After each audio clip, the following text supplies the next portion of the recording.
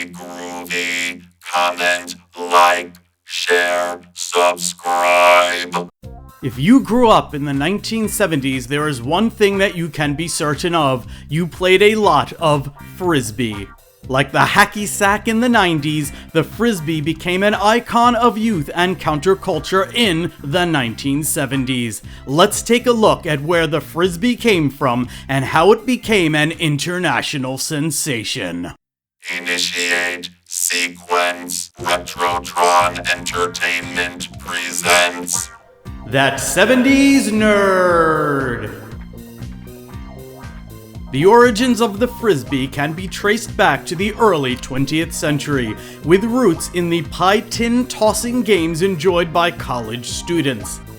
The story of the Frisbee began in Bridgeport, Connecticut, where William Frisbee opened the Frisbee Pie Company in 1871. Students from nearby universities would throw the empty pie tins to each other, yelling "Frisbee" as they let go. However, it was the Wham-O Manufacturing Company that transformed this simple act into a cultural icon. In 1958, a year after the toy's first release, Wham-O, the company behind such top sellers as the Hula Hoop, the Super Ball, and the Water Wiggle, changed its name to the Frisbee Disc, misspelling the name of the historic pie company. A company designer, Ed Hedrick, patented the design for the modern Frisbee in December 1967, adding a band of raised ridges on the disc's surface, called the rings, to stabilize flight. By aggressively marketing Frisbee playing as a new sport,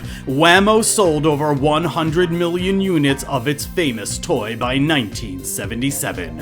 In 1967, high school students in Maplewood, New Jersey invented Ultimate Frisbee, a cross between football, soccer, and basketball. In the 1970s, Hedrick himself invented Frisbee Golf, in which discs are tossed into metal baskets.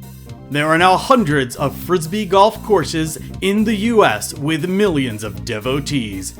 The 1970s witnessed a perfect storm of factors that propelled the Frisbee to meteoric popularity. The counterculture movement of the 1960s and early 1970s emphasized free-spiritedness, experimentation, and alternative lifestyles, ideals that the Frisbee neatly encapsulated.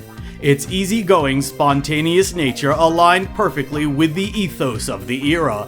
Additionally, the simplicity of the Frisbee allowed for creative interpretation, with players inventing various throwing techniques and games, fostering a sense of individuality and innovation. Sales figures from the 1970s corroborate the Frisbee's immense popularity. Wham-O reported selling over 1 million Frisbees during the decade, generating substantial revenue.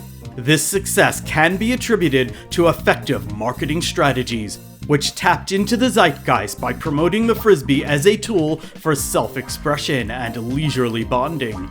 The Frisbee's cultural significance extended beyond its role as a toy. The Frisbee craze exemplified the era's emphasis on embracing leisure and play as essential components of a balanced life. It also underscored the value of fostering human connection and social interaction, contrasting the increasingly electronic world.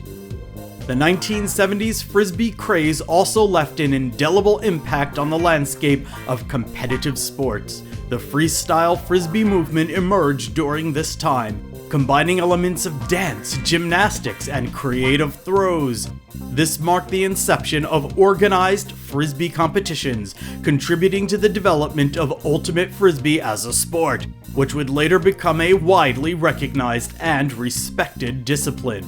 The Frisbee craze culminated in the Disney feature film Tron in 1982. In Tron, a data disc that resembled the iconic Wham-O Frisbee was the ultimate weapon against big tech. We could sure use that today. Be sure to hit the bell for notifications so you don't miss new videos or community posts.